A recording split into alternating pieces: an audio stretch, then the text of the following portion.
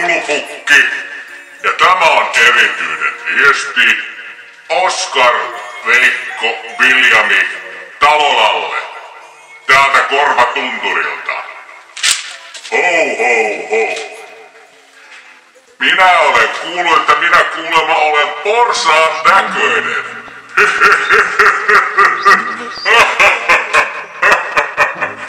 Se oli hauska juttu, Oskar. Minä tykkäsin siitä jutusta erityisen paljon. Se oli viime joulun paras juttu. Siitä syystä, että se oli viime joulun paras juttu, niin minulla on sinulle kuule sellaiset lahjat, että et tiedä. Katso.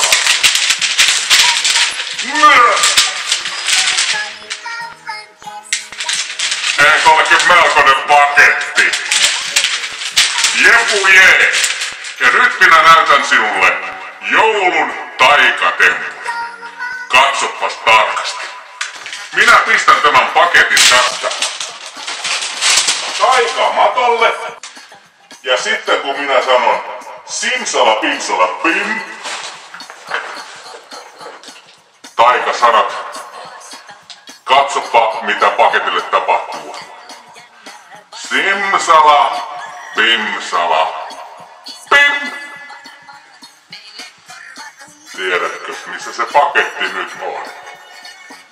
Taikavoimat toivat sen teille kellariin.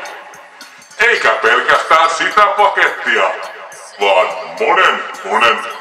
monta muuta pakettia.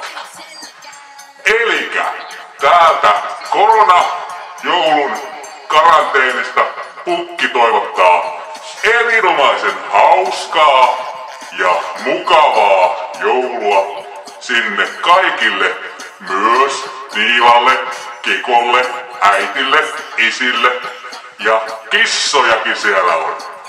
3 kissaa.